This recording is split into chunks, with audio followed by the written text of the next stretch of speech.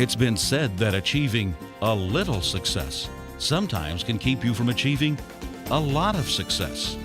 So how do you get employees to see the untapped greatness in themselves?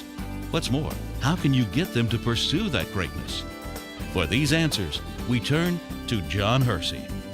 As a business consultant, John Hersey has used his ideas to help some of the world's leading companies unlock greater employee performance. He's also shared his views in the popular book, Contagious Leadership. Let's listen as John Hersey talks about how to help employees be their best. How to help employees be their best. This is what we all want to do, isn't it? It's what our jobs are, isn't it? Yes. The end of the day, in our efforts to get every bit out of every single employee or every single system, sometimes we overlook the simple. Don't we? We overlook exploring tools that are either inexpensive or more simplified, less complicated. The tool we're going to talk about in this session is looking to greatness. Looking to greatness, the habit of emphasizing individual strengths. So let's begin by looking back at our childhood. All of us individually.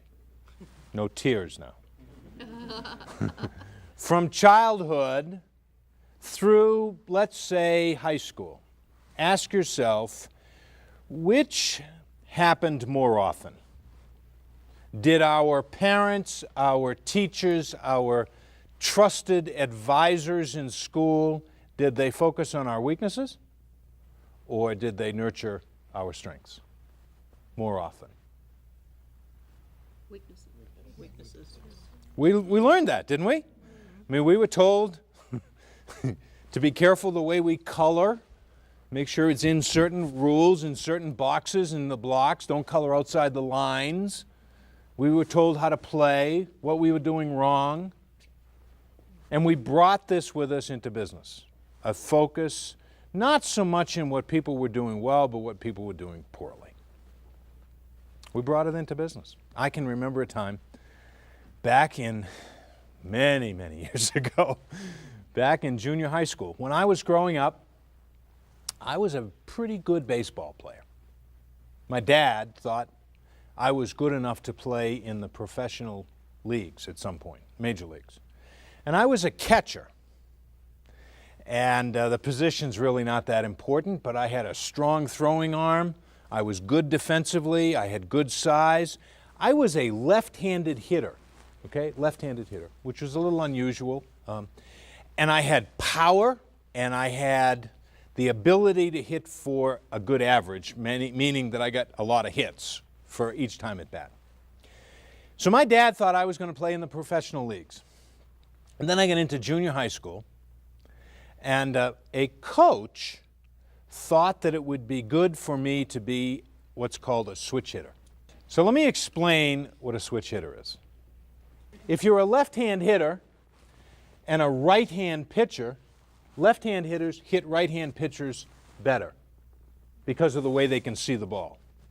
So when you're facing a left-hand pitcher, if you were a right-hand hitter, you'd statistically do better. So theoretically, if I could hit from either side of the plate, my average would be better. So was the theory of my junior high school coach. So for an entire season, beginning in the early spring, right straight through summer, we worked on my hitting as a right-hand hitter. What do you think happened? Messed up your left hand. It messed up my left side. You're absolutely right. Not only did I become just a sort of an average right-hand hitter, but my results as a left-hand hitter declined. You know, if we constantly focus on weaknesses, and that's what happened. We practiced my weaknesses. We practiced them every single day, and we began to forget about my strengths. And from childhood to date, we've learned to focus on people's weaknesses, to the point we've brought it into our business world. Let me introduce a couple of terms that we're going to be working with. Contagious leaders and contained leaders. Contagious leaders fundamentally believe that their number one job is to create a culture that's rich with talent of people who just perform to their full potential, and they're excited about doing so. Contained leaders, on the other hand, are very much about themselves, their own performance, and results, and they're not interested in creating that culture. Contagious leadership is actually a creative process where contagious leadership is an environment that is rich with talent, talented people who willingly and enjoyably perform to their full potential. That's what contagious leadership is all about, is creating that environment, doing whatever we can as leaders to create that environment, to create an environment where people can step up and perform to their full potential. It's an attitude, and it's an attitude that spreads throughout an organization. It'll spread from one person to another, or as I like to say, it'll spread from the mailroom to the boardroom. And it usually goes in that order, from the mailroom to the boardroom. And in that organization, there's this distinction that we have between contained and contagious leaders. Contained leaders focus on people's weaknesses. They always look at what's wrong. That's the place where they begin, is what didn't happen the way I wanted it to happen? What went wrong? What mistakes happened? They concentrate on mistakes. They tell us what we did wrong, but rarely ever tell us what we did correctly. They don't pat people on the back. Oftentimes you'll hear a contained leader say, but what do we pay people to do? We pay them to do it correctly. Contagious leaders see the world differently. And believe me, contagious leadership is something you can train yourself to do. Contagious leaders, many that we work with, have taught themselves to focus on people's strengths. They're well aware, contagious leaders know, probably better than the contained leader. They know what the weaknesses are. They're aware of it. It's their job to be aware of it.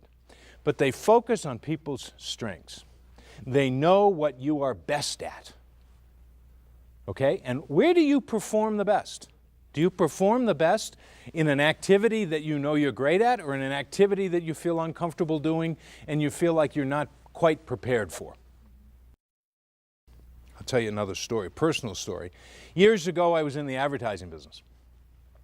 And I had some great success in being able to work on accounts where there was a relationship problem. Well, we had a very large and important account that had a problem.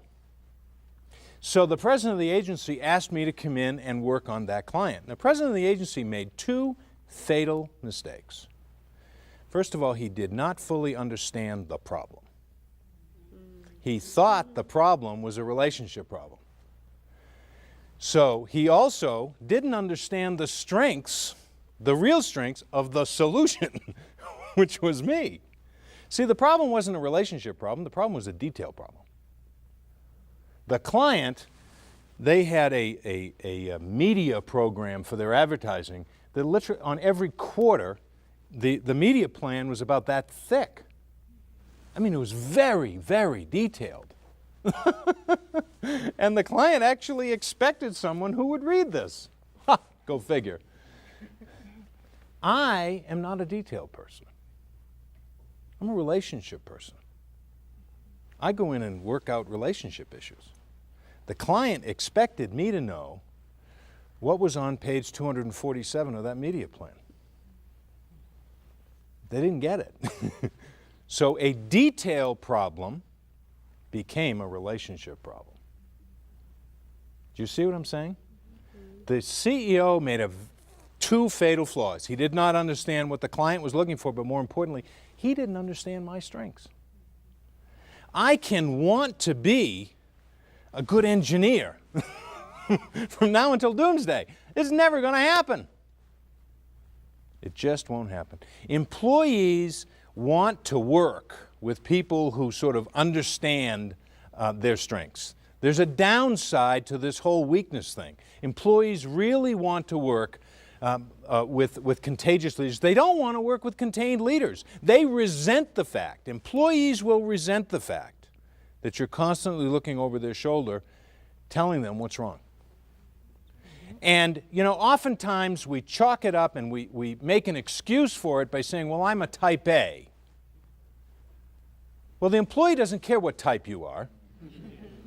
Do they? Employees will resent the fact that you're constantly focusing on what they're doing wrong.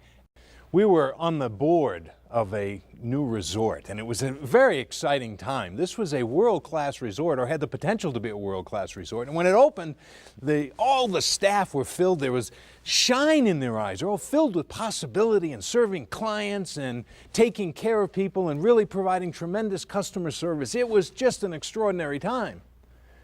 And then a year later, it wasn't such an extraordinary time because we had a developer who was a contained leader. Every day he came into the resort and focused on what people weren't doing well. He focused on the 5% that wasn't being done perfectly, rather than the 95% that was just wonderful. And as a consequence, a year later, he had employees who didn't see possibility anymore. They saw drudgery, having to go to work every day. The benefits, on the other hand, of looking to people's greatness are increased confidence. Just think about it yourself. If you knew that you didn't have to, but you had the opportunity to go to work every day where someone would tell you how terrific you are, wouldn't you want to go to work? Yeah, we all would. There's other possibilities. You create this culture, if you will, inside your company. By looking to what people are great at, you create a culture where people focus on what's possible. See, if you look at what's wrong, they look at what's wrong.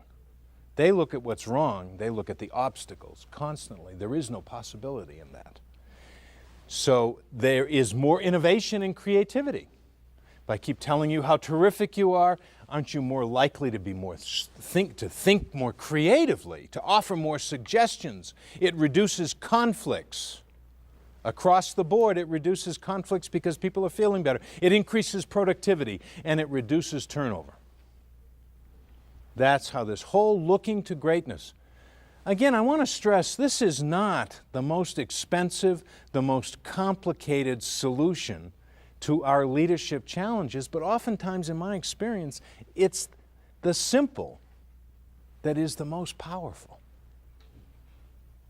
Look at athletic teams worldwide. Worldwide, those who achieve greatness, whether it's individual sport or team sports, those who achieve greatness do the fundamentals well. Do the fundamentals well. There was a college basketball coach in the United States named John Wooden. He coached at UCLA. And during a period of time, I wish I could actually remember the statistics, but they won at one point 80 basketball games in a row without a loss. They won, I believe it was 15 or so national championships here in the United States among all the college teams. And he had incredible superstars, players who went on to just extraordinary levels of success as professional basketball players. And ask each one of those superstars what they were forced to look at in college on the basketball court every afternoon at practice, and they would say fundamentals. How did we pass? How did we shoot? How did we defend? How did we do the basics well? And that's what contagious leadership is all about. That's what looking to greatness is. So how do we develop this habit? How do we practice this habit of looking to greatness when, and using some guidelines when we're practicing the habit of looking to greatness? First of all, you need to identify each person's strengths. Now think about this. This is not an easy challenge. I'm not talking about identifying just their technical skills. Are they a good programmer or not? But identify their behavioral strengths. Think about this one. And if you have to use any kind of assessment tools, we encourage you to do that. But if you have a culture, for example, inside of your company that is very disciplined, very steady, very dependable, very reliable, and very detailed. And you hire someone who has the technical qualifications to do the job, but in fact, they're not disciplined, steady, reliable, and detailed. They're aggressive, they're fast-paced, and they just want to kind of go like heck and get it done. Okay? Culturally, they're not going to fit your organization very well at all. Our job is to get to know people's strengths, however it is that we need to get to know their strengths. Their technical strengths, their behavioral strengths as well. We need to get to know those strengths. Oftentimes, it's as simple as asking them. Now, you can use various assessment tools. There's lots of them available. But sit down and ask someone what their strengths are. Not your skills. What are your strengths? What makes you stand out? Ask somebody, and they'll tell you. Step 2, refer to those strengths whenever possible. For example, you might say in a meeting, let's make sure we get Tony on this team. She's a great project manager. Well, make it your business to know that Tony's a great project manager, and then you can bring in those people's strengths. So the step 2 is make a habit of referring to people's strengths as often as possible. Step 3 is hold people accountable for their strengths. Contagious leaders not only identify people's strengths, but they hold them accountable for those strengths. You know, there's that whole notion about making people be great, taking a stand for their greatness. They don't let people off the hook. Contagious leaders don't let people off the hook. They set very high standards, and they say to you, I expect, Susan, that you're going to meet these standards because you're great. And I know you can do it. And I believe in you. And when people know that you believe in them and you take a stand for them, big things begin to happen. Okay, so let's recap what we've learned today. There are 3 steps we learned to practice this strategy of looking to greatness. The first step is make sure we know what people's strengths are. Take it upon ourselves to be responsible for really getting to know our people well, whether that's through assessment tools, through observation, or simply by asking them what we think they're great at. They'll tell us if we just ask them what we think they're great at. The second thing we want to do is refer to those strengths as often as we possibly can. We can't tell people how terrific they are enough. And finally, hold them accountable. If I'm going to tell you, or if you're going to tell me how terrific I can be, then hold me to that standard. If we can hold people to this standard, this is a very simple strategy, but the power in it will go beyond your understanding. You look to people's greatness, take this back, and every day focus your attention on looking to people's greatness. Know their strengths, refer to it, hold them accountable to it. Your performance as a department, as a company, your productivity, your results will skyrocket, and your people will be the best that they can be.